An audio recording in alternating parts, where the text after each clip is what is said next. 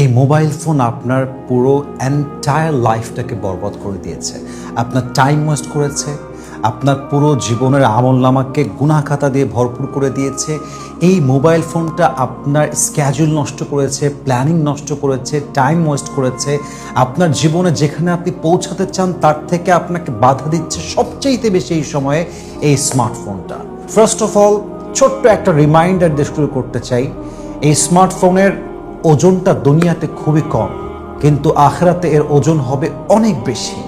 এর এর এর যেই ক্ষতি, এর যেই negative side, it's really effective. আপনার জীবনে যে কত প্রভাব ফেলেছে আমলের ক্ষেত্রে, ইমানের ক্ষেত্রে, আপনার যৌবন নষ্ট করার ক্ষেত্রে, কত ক্ষেত্রে যে মোবাইল ফোনটা আপনার লাইফকে ডিস্ট্রয় করেছে, you have no idea about ইট।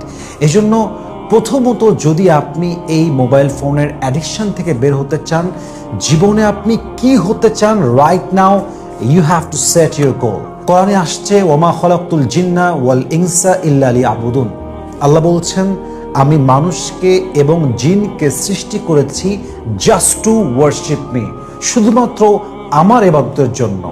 তো প্রত্যেকটা লাইফের একটা পারপাস আছে, and you need to set your goal right now so that you can focus your goal right now.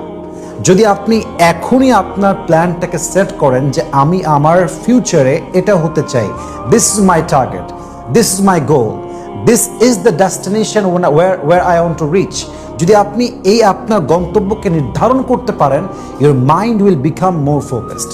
মানুষের গন্তব্য যখন ঠিক না থাকে তখন মানুষ কখন কোন কাজ করে, কখন কোন দিকে যায়, কোন দিকে তার রোড নিতে হবে এটা সে বুঝে উঠতে পারে না। So right now you have to set your goal, what you want be in your future.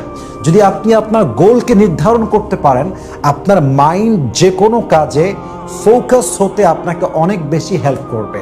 Otherwise যদি আপনার লাইফে কোনো গোল না থাকে, কোনো পারপাস না থাকে, কোনো মিশন না থাকে, কোনো ভিশন না থাকে, কোনো ডেস্টিনেশন না থাকে, আপনি মোবাইল ফোনকে কখনো কন্ট্রোল করতে পারবেন না। Any time, anywhere, any place in the world আপনি এর আসক্তিতে অনেক বেশি আসক্ত হবেন, এবং এত বেশি আসক্ত হবেন আপনার জীবনের লম্বা একটা সময় এই স্মার্টফোনে কেটে যাবে, বাট আপনি অনুধাবন যে করবেন এই রিয়েলাইজেশনটুকু আপনার ভিতরে কাজ করবে না। So please right now, wherever you are, you just have to set your goal.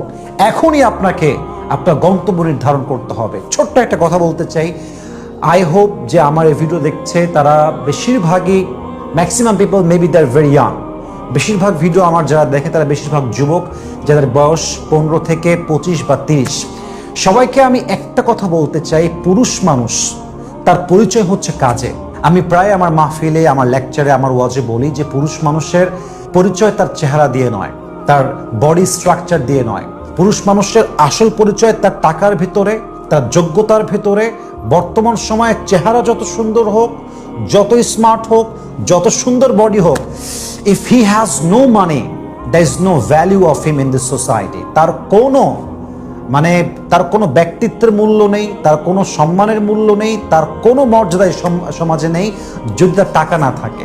এজন্য মাথায় রাখবেন, যদি আপনি কাজে সফল না হতে পারেন, আপনি যদি কাজে বড় কিছু করতে না পারেন, আপনার এই জীবনের কোনো পারপাস নেই। সো প্লিজ, আপনার কাছে অপশন হচ্ছে দুইটা।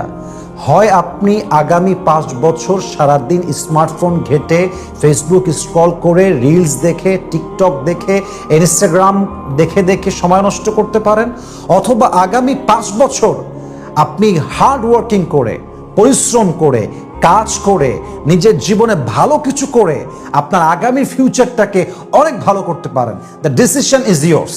আপনি কি আগামীর 5 বছর আরাম করে স্মার্টফোন ইউজ করে, পর্নোগ্রাফি দেখে, স্ক্রল করে, রিলস দেখে মৃত্যু পর্যন্ত সময়টাকে প্রশ্নবিদ্ধ করতে চান, নষ্ট করতে চান, কষ্ট করতে চান, নাকি আপনি আগামীর 5 বছর কঠোর পরিশ্রম করে আপনার মৃত্যু পর্যন্তের ভবিষ্যৎকে আলোকিত করতে চান? The decision is years, the choice is years, and you have to take the right decision right now.